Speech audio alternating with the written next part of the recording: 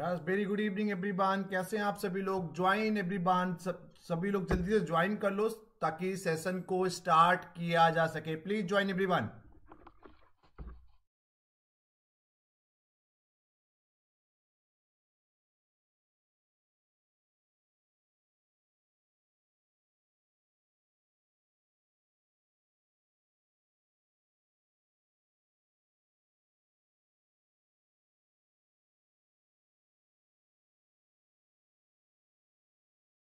चलिए सभी लोग ज्वाइन करिए ताकि सेशन को स्टार्ट किया जा सके। Please join everyone.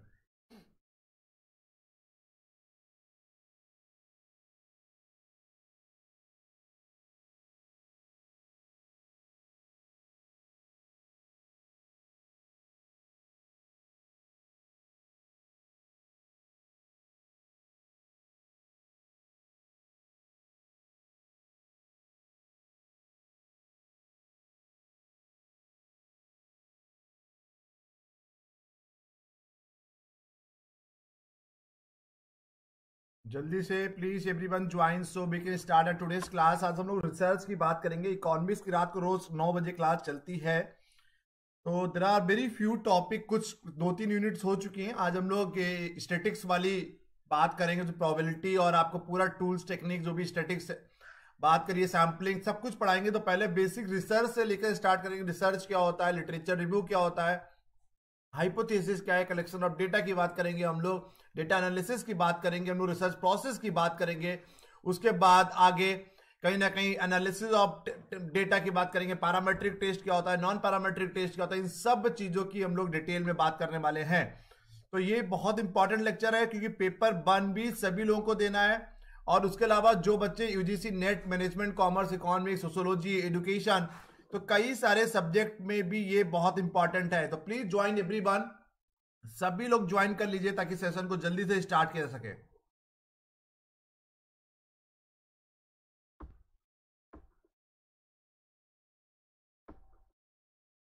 अगले 1 मिनट में 2 मिनट में क्लास स्टार्ट करेंगे। बच्चे हुए लोग भी सभी लोग ज्वाइन करिए ताकि सेशन को स्टार्ट किया जा सके।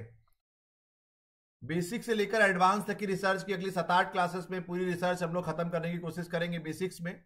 और उसके बाद फिर जो प्रोबेबिलिटी की बात करिए या टाइम सीरीज की बात करेंगे तो पूरा डिटेल में आपको पढ़ाया जाएगा।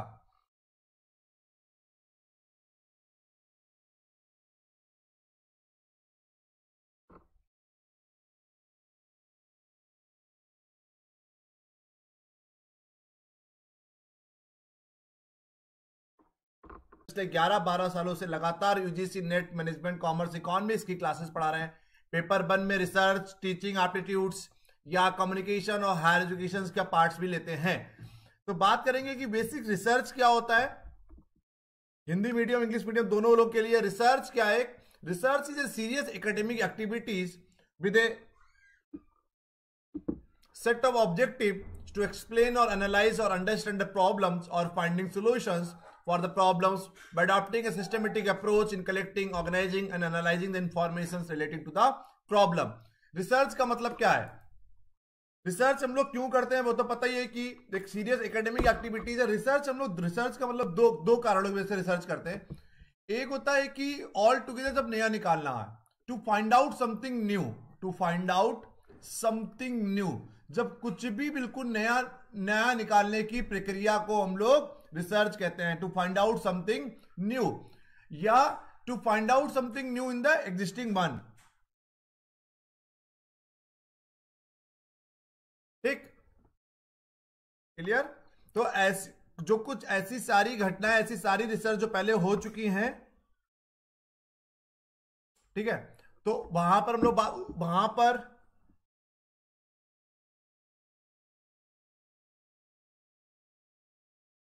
वेट,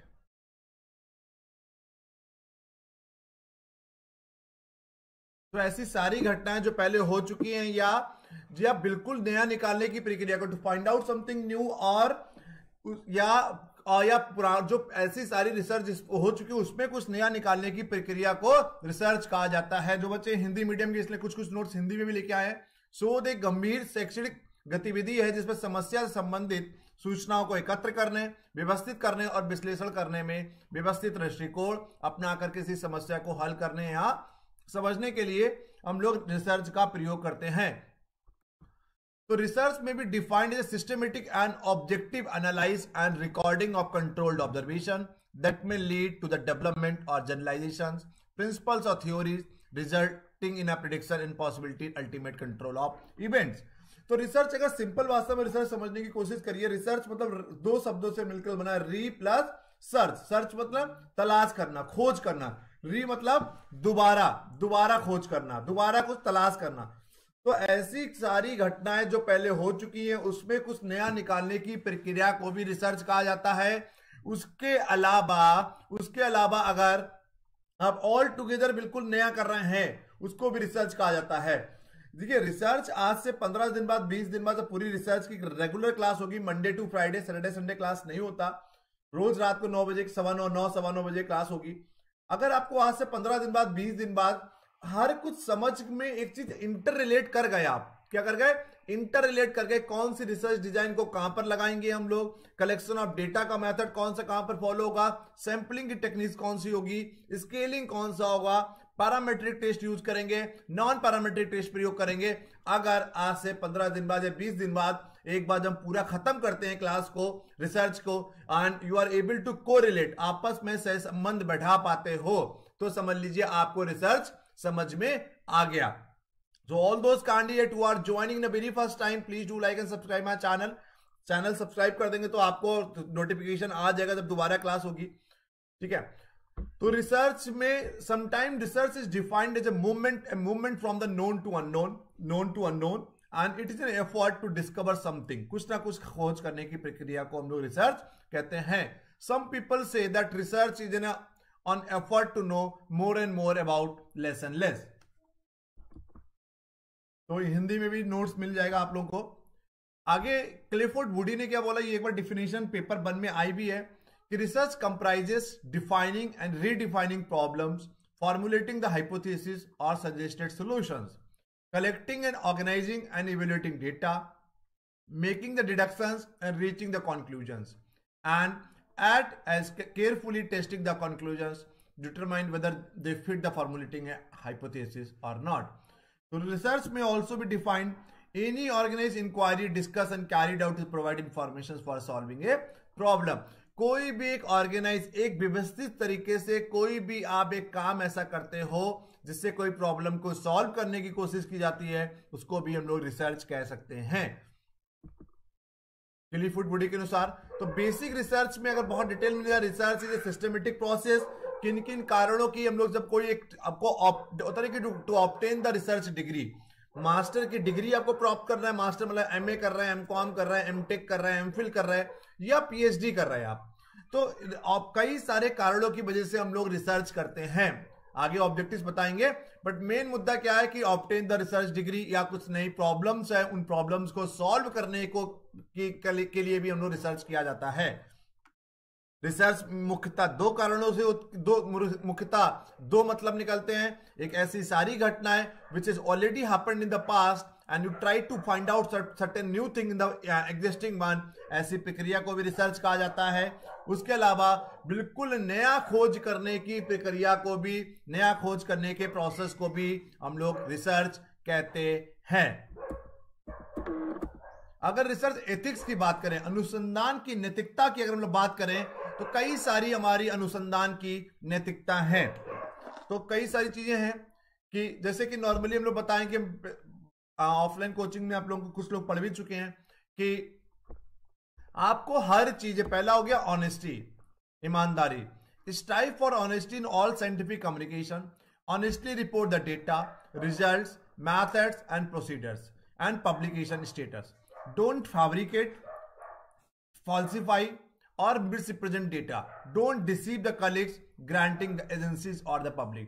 ऑनेस्टी दिखाना है, ईमानदारी दिखाना है, पूरी तरह से जैसा परिणाम आ रहा है। भारत में लोग क्या करते हैं, देखिए हाइपोथेसिस जो होती है, परिकल्पना, दो टाइप के लोग बनाते हैं, एक नल बनाते हैं, एक अल्टरनेट बनाते हैं। नल मतलब शून्य, अल्टरनेटिव मतलब वैकल्पिक,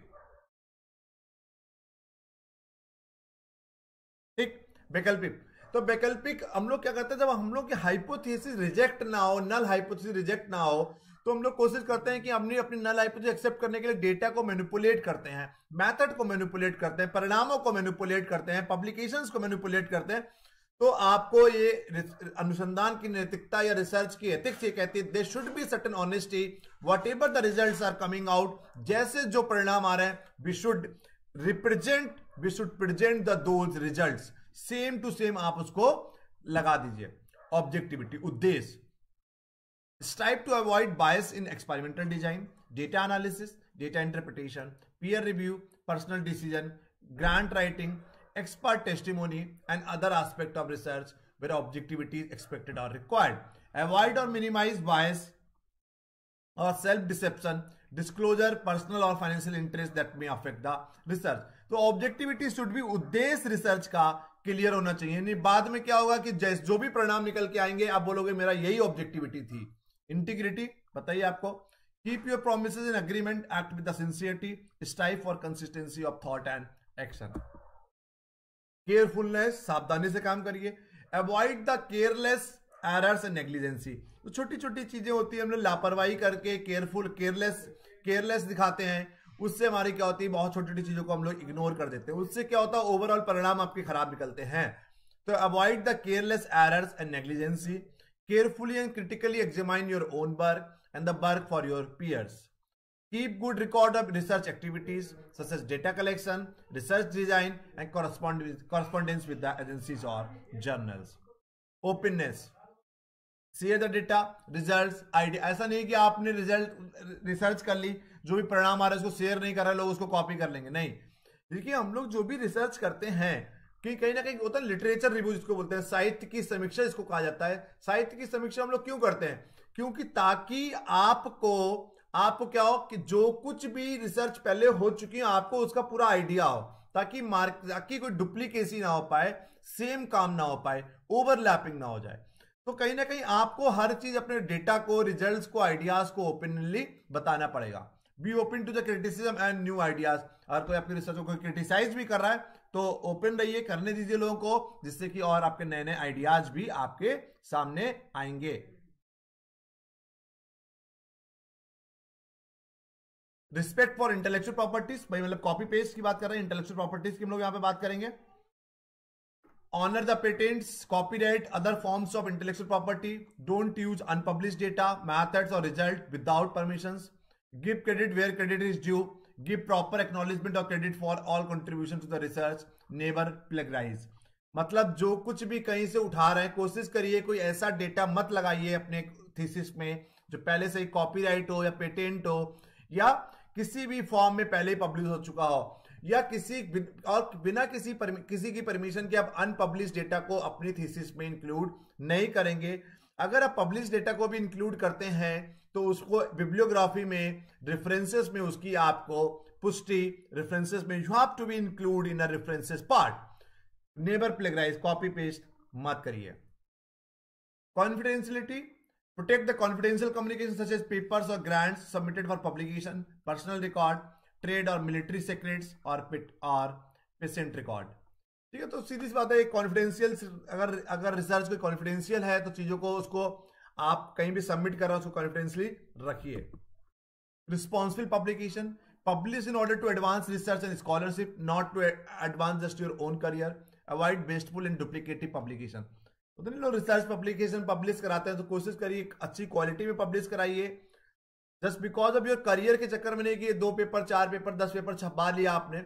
what ever the content you are writing, जो भी कंटेंट लिख रहे हैं ऐसा लिखिए ताकि लोग आगे प्रयोग में ला सकें, उससे कुछ लर्निंग मिले उसको।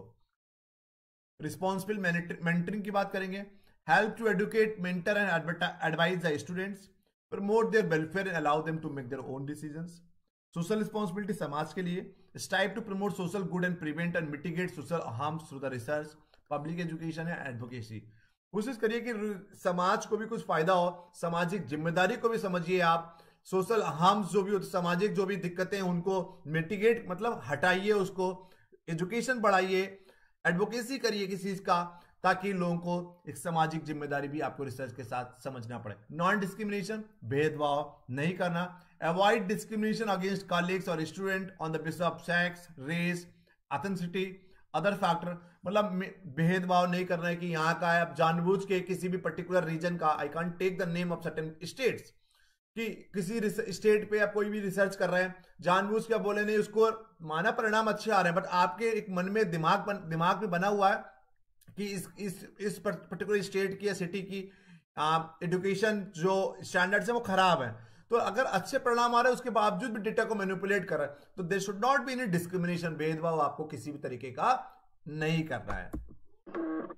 Competency, maintain and improve your own professional competency and expertise through the lifelong education and learning. Take steps to promote competency in a science as a whole. हम आपको बोलते भी हैं, कई बार बोलते हैं कि जो हायर एजुकेशन है, प्राइमरी है या जूनियर है, 11th-12th है, उसमें आपको लाइफ टाइम लर्निंग की बात नहीं करना, जो भी किताबें आ रही है उसी को पढ़ना है। बट यहां पर हम लोग क्या बात करते हैं, higher specially in the higher education, what actually we have to do, एक कंटिन्यूअस एक मतलब थ्रू आउट द लाइफ, पूरे जीवन भर आपको कुछ ना कुछ नया चीजें सीखनी है, कोई नया चीज सीखेंगे तभी आप आगे कॉलेजेस में स्टूडेंट्स को बता पाएंगे।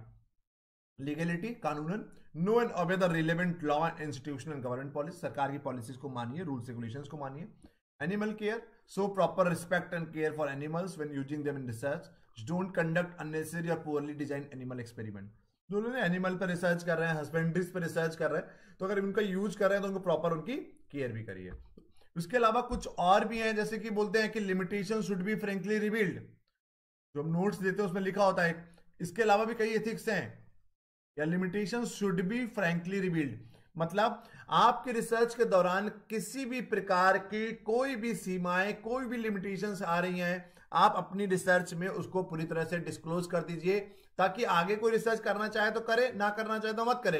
बस what ever the limitations, what ever the obstacles, जो भी परेशानियां आपने फेस करी अपनी रिसर्च के दौरान, you should include, you should tell the public कि whatever the limitations have been face so far in the last 3 year or 4 year, उसको लिख दीजिए।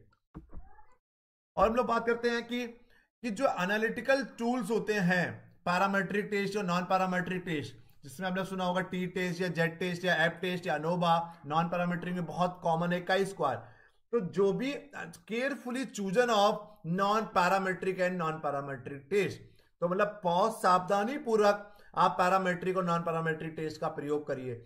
रिसर्च में हमने स्टार्टिंग में बता दिया, सभी चीजें सभी जगह प्रयोग नहीं ला सकती, सबकी अपनी अपनी सीमाएं हैं, अपने अपने लक्षण हैं, अपने अपने कैरेक्टरिस्टिक्स हैं, अपने अपने ऑब्जेक्टिव हैं। So you have to be understand the each topic independently, हर टॉपिक को आपको अलग अलग समझना पड़ेगा, फिर आपस में सबको कोरिलेट करना पड़ेगा, कहीं पर भी कोई भी चीज नहीं लगा सकते। तो there should be carefully chosen of analytical tools. आगे बताएंगे कौन सा टेस्ट कौन सा कहां पर लगता है। तो objective should be very clear, research का उद्देश्य पूरा क्लियर होना चाहिए, limitation should be frankly revealed, analytical carefully chosen of analytical tools and techniques की हम लोग बात करते हैं। इसके अलावा हमने बताया कोई भी डेटा आप कहीं से उठा रहे हैं उसको बिब्लियोग्राफी में उसको लिखिए आप। तो ये छोटी छोटी चीजें आपको हैं, हर चीज का दिमाग में रखना है। तो criteria of the good research की बात करिए या रिसर्च एथिक्स की बात करिए, अनुसंधान की नैतिकता की बात करिए, तो these are the things you have to be understand, ये सब चीजें आपको समझनी पड़ेंगी। बताइए यहां पर तक कोई डाउट हो, बेसिक रिसर्च में बहुत बेसिक में कोई डाउट बताइए। आगे हम लोग बात करेंगे रिव्यू ऑफ लिटरेचर, साहित्य की समीक्षा की बात करेंगे, यहां तक कोई डाउट तो बताइए।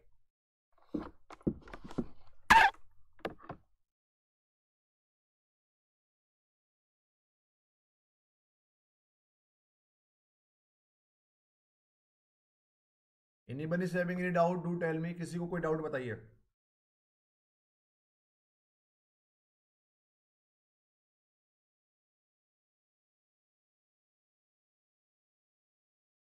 आगे बात करेंगे रिव्यू ऑफ लिटरेचर, साहित्य की समीक्षा की हम लोग बात करने वाले हैं। तो अभी तक की कोई डाउट हो एथिक्स ऑफ लिटरेचर रिव्यू में, एथिक्स ऑफ रिसर्च में, या बेसिक रिसर्च क्या होता है, थोड़ा सा भी किसी को कोई डाउट हो तो प्लीज पूछ लीजिए आप लोग।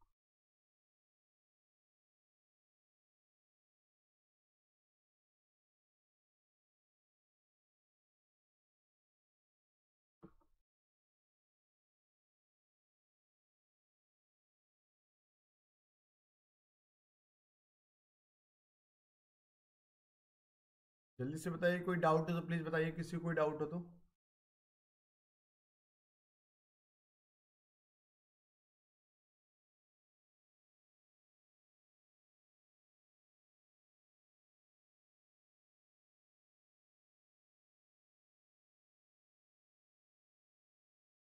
किसी को कोई डाउट हो जल्दी बताइए।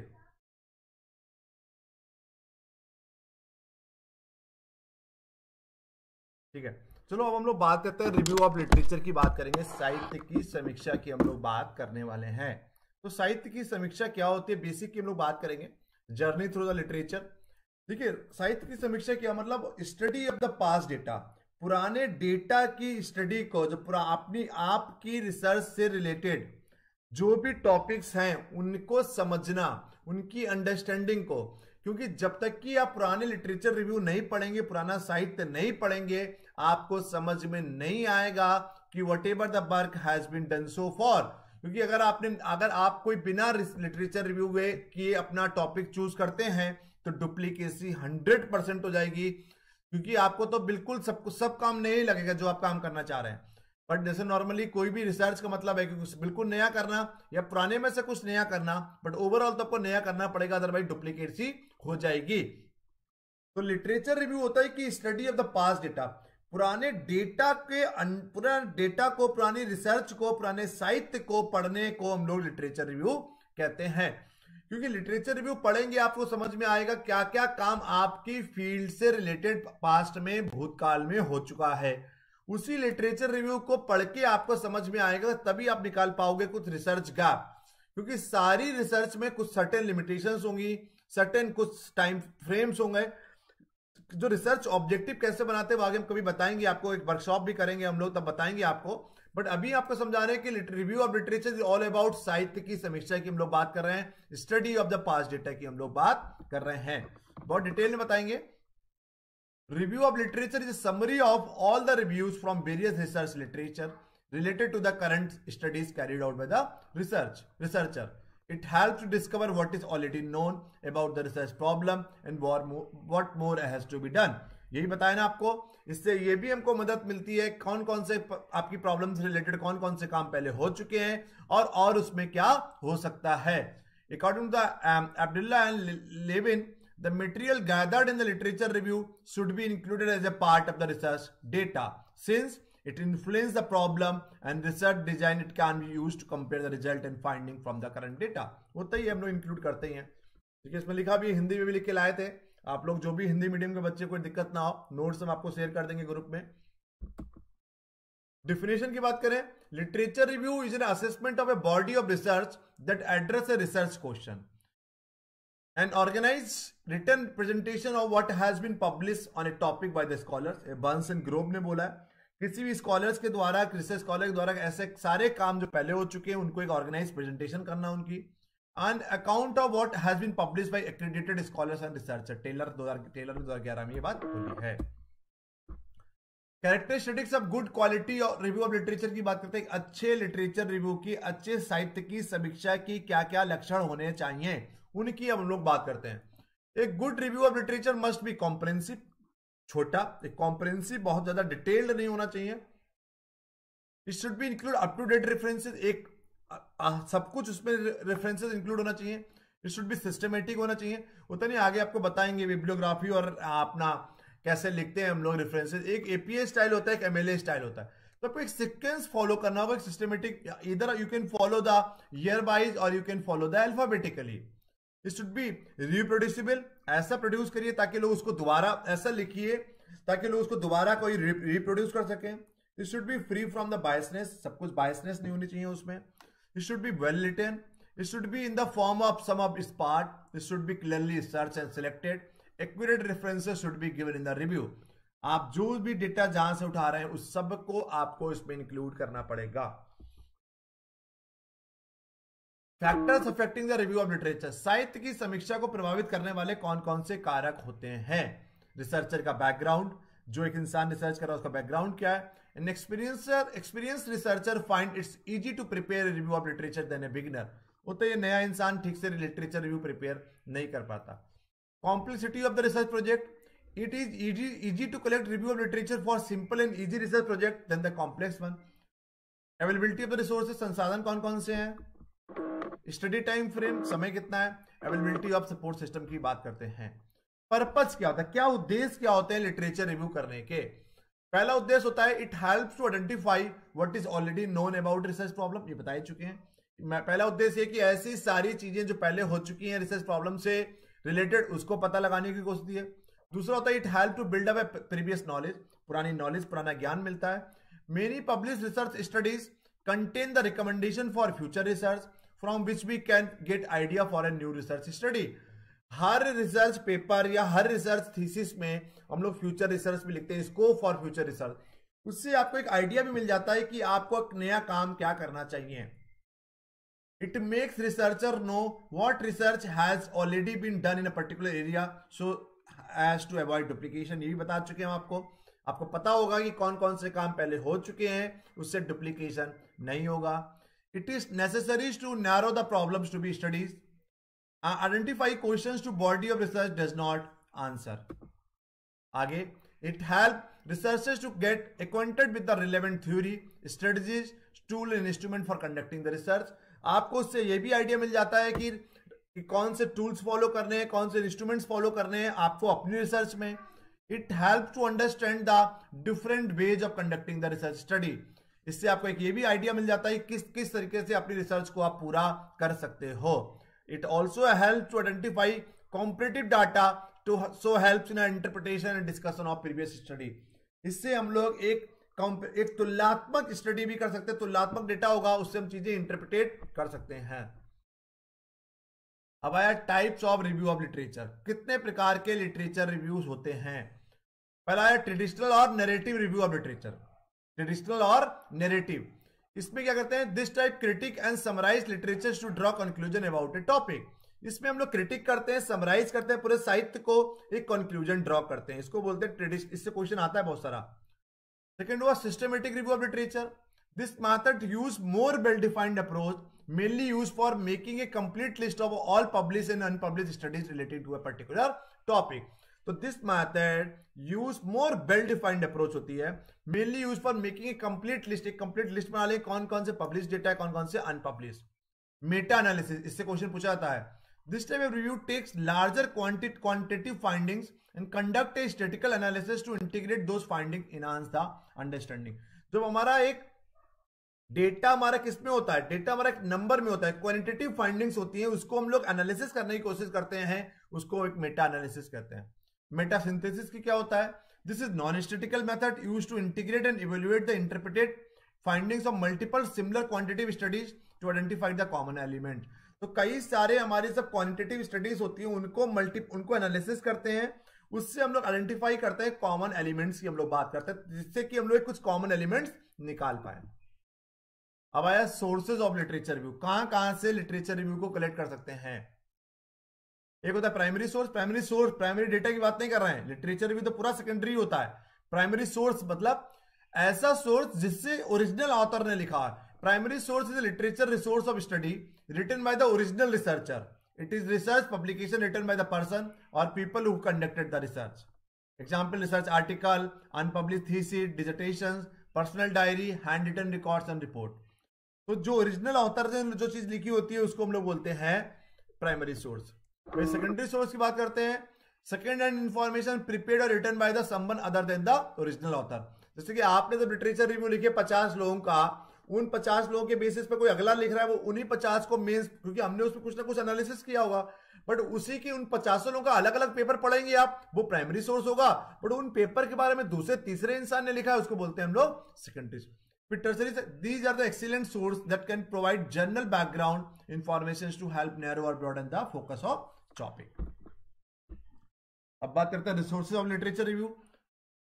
कौन कौन से रिसोर्स होते हैं, मैगजीन हो गया, इलेक्ट्रॉनिक डेटाबेस हो गया, आजकल देखिए शोध गंगा है, नहीं शोध गंगा हो गया, स्कोपस हो गया, बहुत सारी इंडेक्सिंग्स हैं, बुक्स हो गया, जर्नल, कॉन्फ्रेंस पेपर, थीसिस की बात करेंगे, इंसाइक्लोपीडिया, डिक्शनरी हो गई, रिसर्च रिपोर्ट, ये हमारे एक संसाधन होते हैं साहित्य की समीक्षा के। ठीक, नेक्स्ट हुआ steps of literature review. Literature review में कौन कौन से स्टेप्स होते हैं। पहला हुआ चूज योर टॉपिक, अपने टॉपिक को चूज करिए। ये क्वेश्चन आया हुआ है सीक्वेंस में लगाने के लिए। Identify database and resources, database और रिसोर्सेज को आइडेंटिफाई करिए, कहां कहां से आपको उठाना है। Search and refine, read and analyse and right the review. 5 step होते हैं। पहला choose your topic, identifying the database and resources, search and refine, read and analyse, right the review. अब भाई स्टेजेस ऑफ लिटरेचर रिव्यू, कौन कौन सी, कई सारी stage होती है। पहला होगा स्टेज 1। स्टेज 1 क्या होती है, कोई डाउट हो तो प्लीज पूछ लीजिएगा कहीं पर भी, बहुत सरल चीजें इसलिए इसको जल्दी से बता दे रहे। जो इंपॉर्टेंट चीजें होंगी आगे हम पूरा डिटेल में पढ़ाएंगे, डिटेल में अभी भी बता रहे हैं। जहां पर भी दिक्कत लगे तो प्लीज पूछ लीजिएगा। एनोटेटेड बिब्लियोग्राफी क्या होती है, at this stage researcher read articles, books and other type of literature related to the topic of research, write a brief critical synopsis of each review.